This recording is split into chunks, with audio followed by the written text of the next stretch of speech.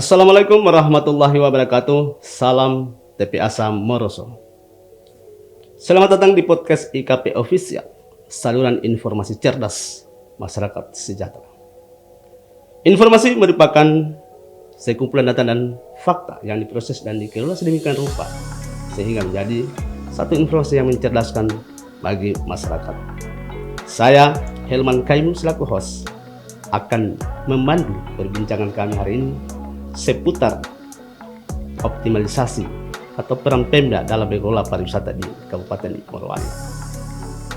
Untuk itu telah hadir narasumber Kepala Bidang Pariwisata Kabupaten Morowali, Ibu Nuryasila Ahmad, atau yang biasa disapa Ibu Ine. Selamat datang Ibu. Ya, selamat datang. Bagaimana kabarnya hari ini? Alhamdulillah baik. Oke. Sebelum kita masuk pada perbincangan terkait dengan peran pemerintah daerah dalam mengelola pariwisata Kabupaten Morowali, terlebih dahulu saya ingin mengulik sedikit tentang profil Ibu sehingga masyarakat tahu siapa sih sebetulnya Ibu Kepala Bidang Pariwisata Kabupaten Morowali. Karena kita tahu persis bahwa masyarakat hanya tahu bahwa Kepala Bidang Pariwisata adalah Ibu Ine. Hanya mereka belum tahu pasti siapa sebetulnya Ibu Ine yang dimaksud. Silakan Ibu. Ya, terima kasih atas kesempatan yang diberikan pada pagi hari ini. Baik, saya akan memperkenalkan nama. Nama saya Nuryasila Ahmad. Saya sebagai Kepala Bidang Pariwisata yang ada di lingkup Disporapar. Saya menjabat sebagai Kepala Bidang baru 4 bulan diberikan amanah oleh Bapak Bupati dan Pak Wakil. Saat ini saya sudah mulai berpikir inovasi untuk pariwisata Morowali selanjutnya. Sebelum kita masuk di perbincangan inti, saya agak sedikit tertarik terkait dengan profil Ibu yang telah banyak memiliki jabatan di instansi-instansi.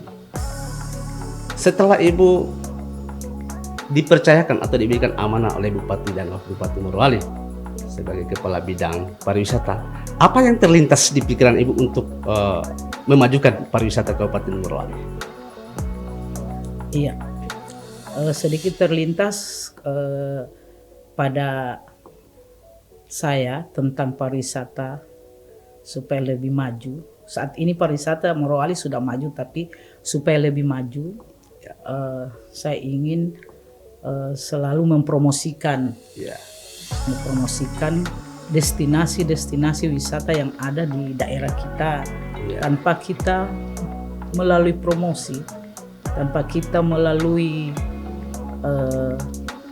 informasi kepada teman-teman atau seluruh masyarakat, ini pariwisata yang ada di Morowali ini tidak akan dikenal.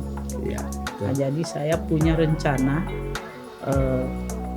ingin mengembangkan pariwisata ini di daerah Kabupaten Morowali ini secara menyeluruh. Secara menyeluruh itu ya.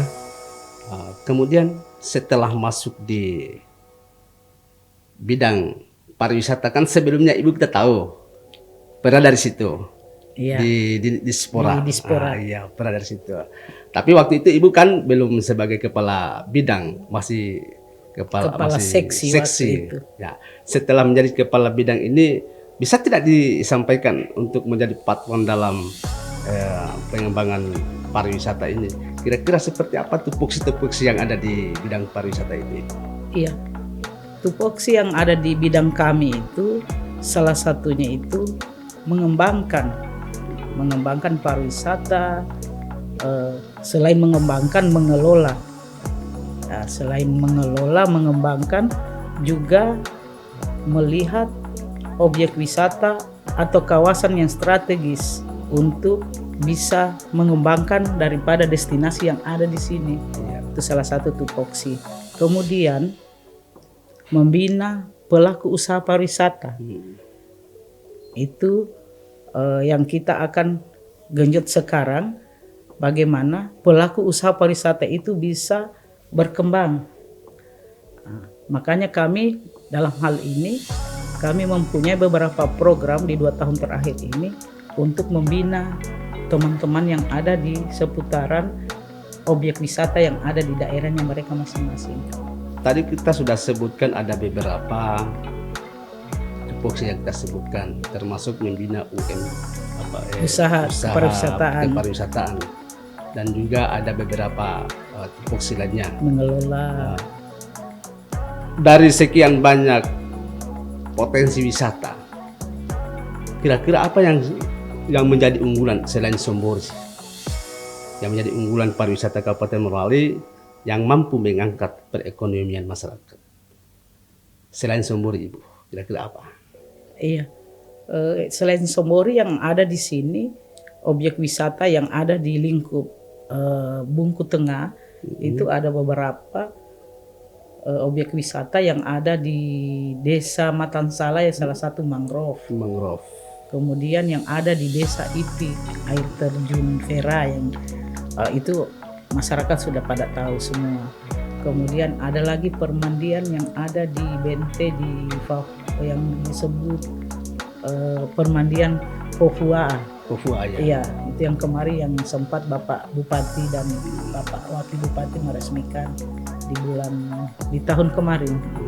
Nah, itu dan alhamdulillah masyarakat pada umumnya sudah mengenal ini objek wisata yang ada di Bungku Tengah, karena hanya itu yang bisa dijangkau di Bungku Tengah. Selain di Bungku Tengah ada juga di Bungku Barat. Walaupun itu sifatnya pribadi. Iya. Seperti Kampung Koi, pengkarangan rusa di situ. Itu adalah salah satu kebanggaan kita, walaupun itu sifatnya adalah pribadi. Tadi kita sudah sebutkan di beberapa kecamatan tadi, salah satunya Bungku Tengah dan Bungku Barat. Untuk kecamatan lainnya bisa kita sebutkan apa yang menjadi potensi-potensi pariwisata di setiap kecamatan? Oh iya, kalau kita ambil dari daerah bagian barat sana di Bungku Pesisir, Bungku Pesisir itu ada permandian yang dikenal dengan air dari gunung itu, lupa saya namanya itu. Di BTBT juga, di bagian BTBT itu ada air terjun, lupa. Kemudian di bagian ujung sana ada juga permandian air terjun yang ada di Buleleng. Nah, itu saat ini yang sedang kami akan kunjungi, akan melihat atau akan kami tinjau kembali apakah kami bisa memberikan membangun sarana prasarana yang ada untuk pengembangan pariwisata itu. Upaya pemerintah daerah dalam hal ini pada bidang pariwisata dalam menginventarisir seluruh potensi wisata itu seperti apa itu? Ya, alhamdulillah upayanya Pemda Morowali saat ini sangat mensupport, memberikan motivasi untuk kami selalu membuat infrastruktur yang ada di spot destinasi wisata. Dalam hal ini kami juga dari bidang pariwisata selalu berupaya untuk melihat dan menata desa wisata atau wisata-wisata apa yang bisa kita kembangkan. Dalam hal ini harus kita memperhatikan beberapa infrastruktur yang ada, karena biar ada objek wisata kalau tidak ada infrastrukturnya, bangunan-bangunan seperti gazebo untuk menarik pengunjung, untuk ketika pengunjung datang untuk mereka bisa nyaman di situ, jadi tidak ada gunanya. Jadi kami dalam hal ini selalu berupaya memberikan semacam argumen kepada pemerintah daerah untuk bisa memberikan bantuan mendirikan beberapa infrastruktur yang ada di objek wisata tersebut. Ya, ya. Dari sekian banyak potensi wisata, adakah tidak dia punya jumlah total potensi wisata Kabupaten Morowali yang saat ini dipegang oleh Dispora? Ada. Kira-kira berapa jumlahnya itu? Yang sudah beroperasi, maksudnya yang sering dikunjungi itu sekitar 15. Termasuk Sombori, termasuk tadi salah satu yang ada di Buleleng sana, termasuk juga yang ada di bagian Bumi Raya, ada pantai Tapu Bungi namanya, itu sementara ditata untuk mendirikan beberapa infrastruktur. Insya Allah tahun ini sudah bisa kami mendapatkan anggaran untuk membantu beberapa teman-teman yang sudah membuat persiapan objek wisata tersebut.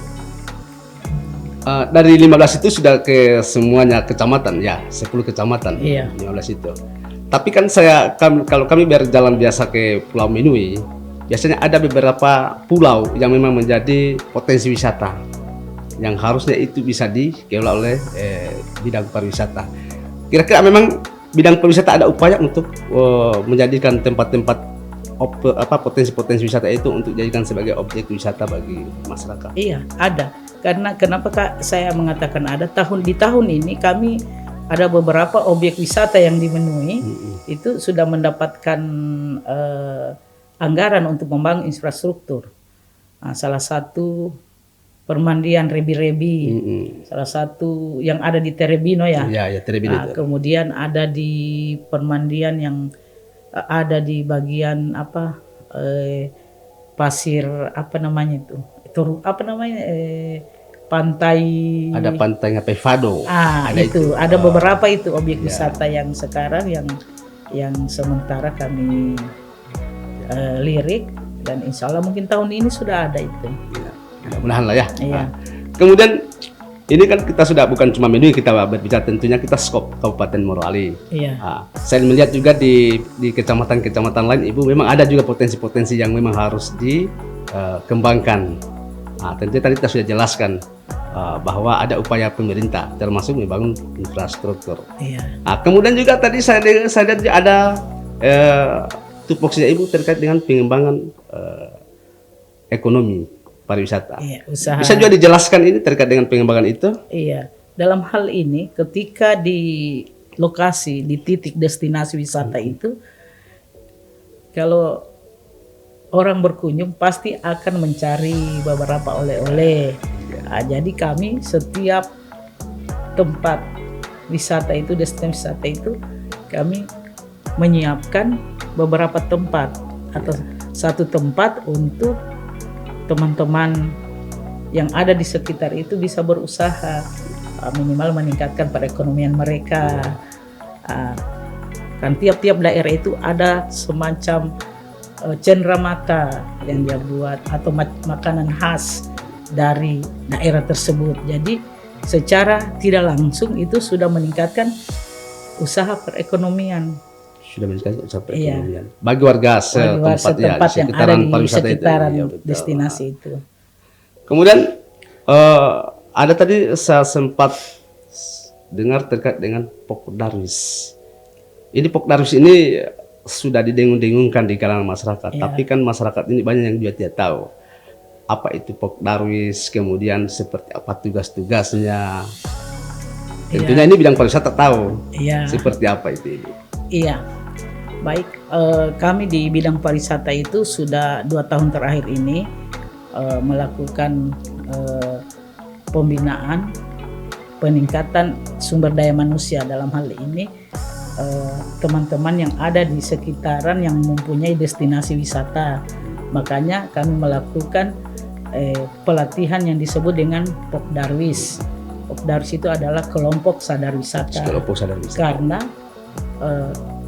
kalau teman-teman yang di sekitaran destinasi ini tidak mengetahui apa sih itu pariwisata, apa sih itu destinasi, ini akan semrawut destinasi ini.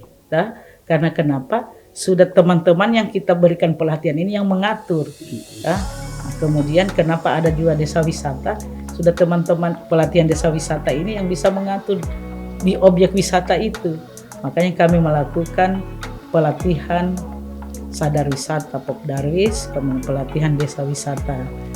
Nah, itu salah satunya untuk kelanjutan daripada pengembangan wisata ini.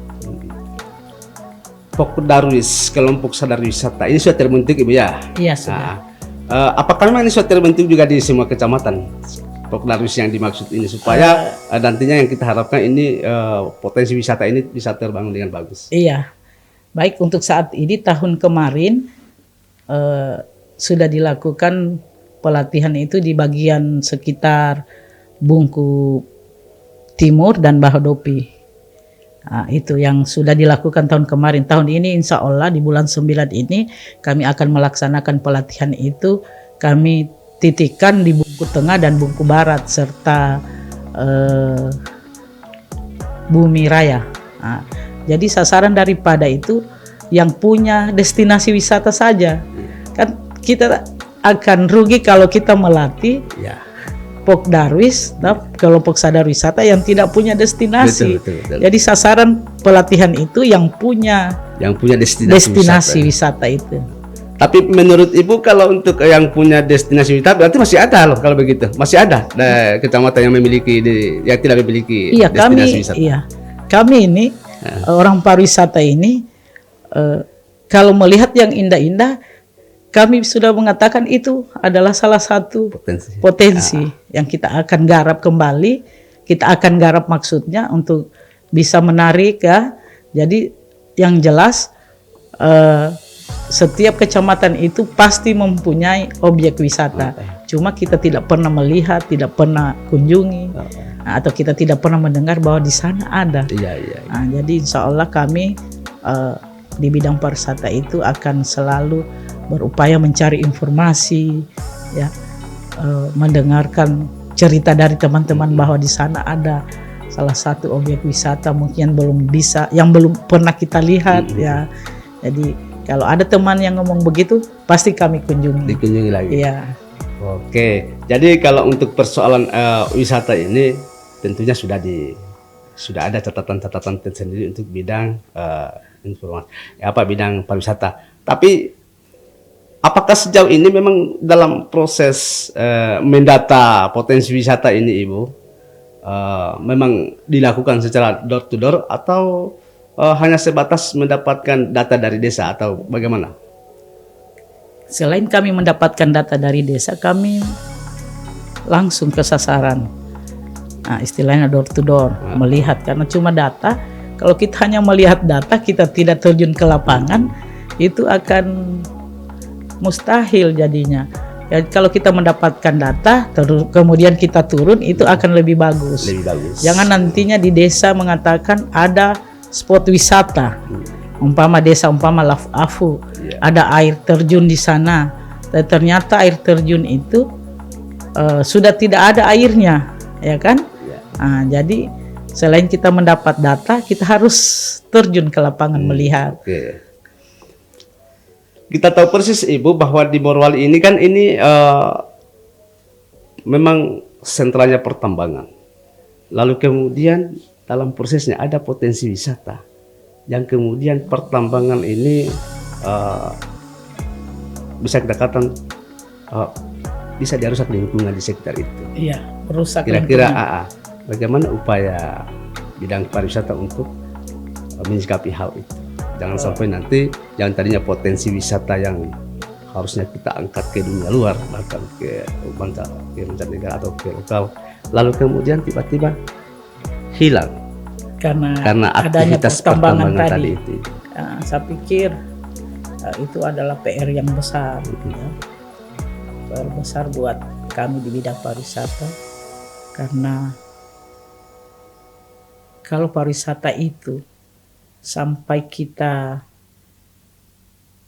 tidak berada di dunia itu tetap ada, ya. Kalau pertambangan itu di saat itu saja akan ada, ya kan? Karena pariwisata ini salah satu juga PAD yang besar ketika kita kelola yang bagus, kita mengelola yang bagus. Iya. Jadi kalau ada destinasi wisata yang sudah bagus terus ada tambang yang masuk di daerah kita, istilahnya mencemar destinasi wisata itu. Jadi bagaimana cara kami untuk berkoordinasi dengan orang-orang tambang untuk bisa memperhatikan bahwa itu di daerah itu ada destinasi yang kita akan banggakan di situ. Kita akan kembangkan dan menjadi kebanggaan. Tapi alhamdulillah saat ini di Morowali ini belum ada. Belum ada sejauh pengetahuan saya, alhamdulillah belum ada karena pembangunan tambang-tambang itu memang ada di bagian Bahodopi sana dan itu jauh daripada yang saya sebutkan tadi air terjun yang ada di Buleleng. Artinya ini Ibu, kita hanya mengandai-andaikan itu terjadi. Itu seperti yang saya sebutkan tadi, bahwa sikap kita seperti apa, mudah-mudahan ini jangan sampai nanti terjadi bahwa potensi-potensi wisata kita ini yang sudah bagus kemudian dicemari oleh aktivitas pertambangan. Mudah-mudahan jangan sampai terjadi. Makanya saya bilang tadi, Ibu, sikapnya kita untuk hal itu tentunya tadi sudah jelas bahwa harus berkoordinasi dengan pihak-pihak lain supaya jangan sampai nanti ini dirusak. Kemudian lagi ada terkait, tadi itu kita sudah bahas terkait dengan pariwisata. Sekarang lagi kita tahu bersama bahwa bidang pariwisata ada mau mengirim perwakilan Morowali, tentunya putra-putri terbaiknya kita. Itu dalam rangka apa itu? Iya, insya Allah kami minggu depan itu akan berangkat ke Sulawesi Tengah, ke Palu. Itu dalam rangka ikut kompetensi pemilihan putra-putri pariwisata Sulawesi Tengah. Jadi kami membawa adik-adik yang menang kemarin di kegiatan Tinatama. Tinatama itu dilakukan di saat hari ulang tahun Morowali pada tanggal 5 Desember. Jadi kami membawa putra-putri ini untuk bisa ikut di ajang pemilihan putra-putri pariwisata. Itu salah satunya tujuannya untuk mempromosikan pariwisata yang ada di daerah kita ini. Nah, kenapa kami saat ini membawa yang juara runner up?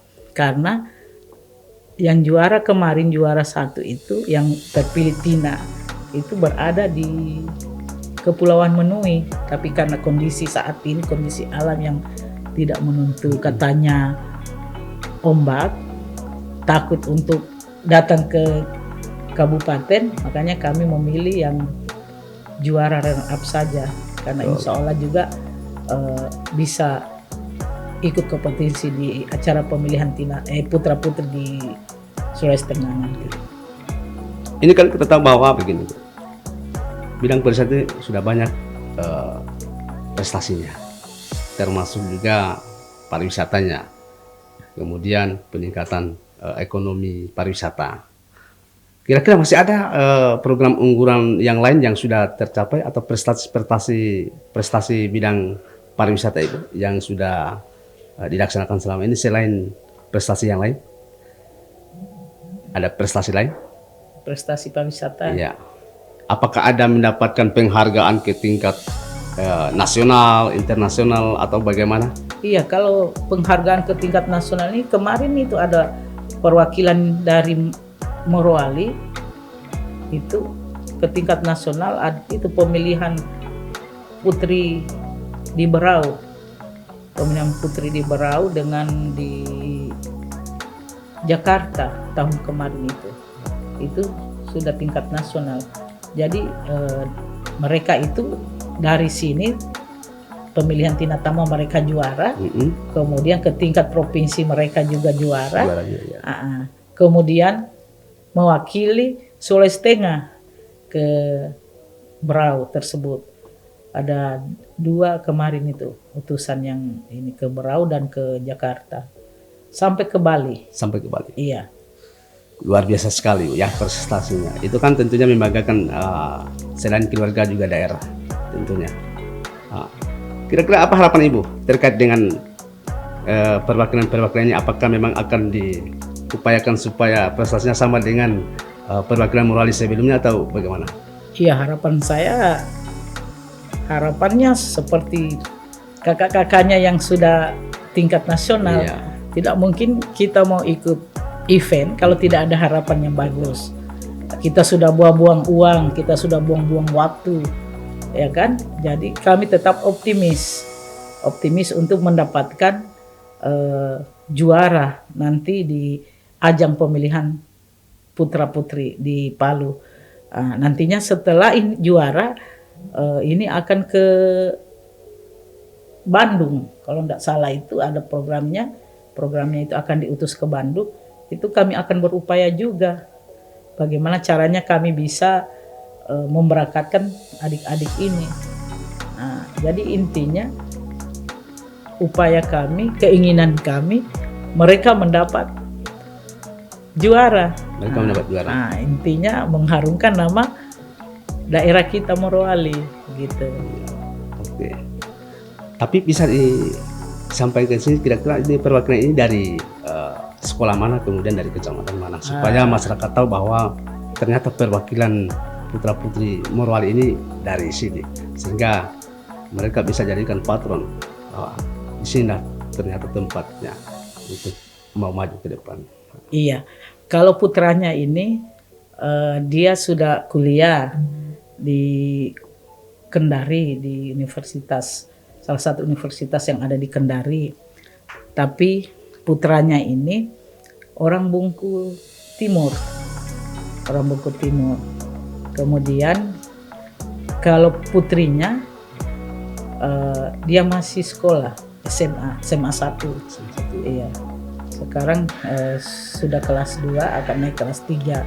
Jadi dia juga berada atau tinggal di Bungku Tengah. Saat ini kami sudah mempersiapkan untuk keberangkatan, mengambil video-video tentang spot destinasi, tentang ekonomi kreatif, tentang bagaimana mempromosikan pariwisata yang ada di Morowali ini.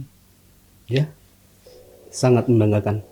Namun kan sebelumnya tadi ini kita sudah kenalkan bahwa mereka dari sini, dari SMA 1 Bungku, kemudian mereka sudah kuliah. Tapi sayangnya namanya belum kita ketahui supaya mereka tahu siapa sih mereka itu. Iya, kalau putranya itu Muhammad Hidayat. Muhammad Hidayat. Iya, kalau perempuannya Nurul Sakila. Nur Sakila. Nur Sakila, ya. Okay. Tentunya putri. Dipanggil Sasi. Iya, tentunya Muhammad tentunya Hidayat mereka dipanggil Dayat. Oh ya, tentunya mereka ini putra-putri terbaik Morowali ya. Oke. Nah, selanjutnya kalau misalnya kita berbicara Tinatama Morowali, apa sebabnya yang berangkat setelah mereka ke sana terkait dengan wisata?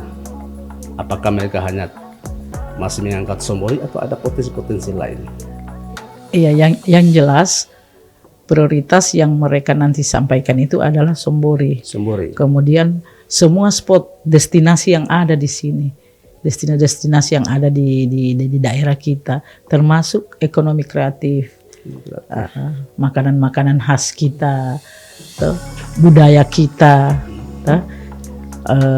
tentang adat istiadat kita. Jadi semuanya bahan atau materi yang mereka akan sampaikan di saat pemilihan nanti.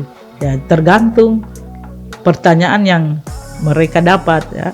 Yang jelas intinya sasarannya ini adalah mempromosikan daerah masing-masing, begitu. Oke. Pemirsa, demikianlah perbincangan kami dengan Kepala Bidang Pariwisata Dispora Par Kabupaten Morowali, Ibu Nur Yasila Ahmad. Terima kasih Ibu telah hadir di podcast IKP Official untuk memberikan informasi-informasi cerdas. Tentunya informasi yang diberikan oleh narasumber bisa memberikan kita, mengedukasi kita untuk mengetahui sejauh mana perkembangan pariwisata Kabupaten Morowali dan juga tipoksi bidang pariwisata Dinas Bina Olahraga Kabupaten Morowali. Mudah-mudahan apa yang menjadi perbincangan kita pada kesempatan kali ini menjadi motivasi buat kita, sehingga kita bisa turut serta mengembangkan pariwisata Kabupaten Morowali, baik melalui media sosial dan juga media-media lainnya. Terima kasih. Saya Helman Kaimu selaku host bersama kru yang bertugas mohon undur diri. Terima kasih. Wassalamualaikum warahmatullahi wabarakatuh. Waalaikumsalam warahmatullahi wabarakatuh.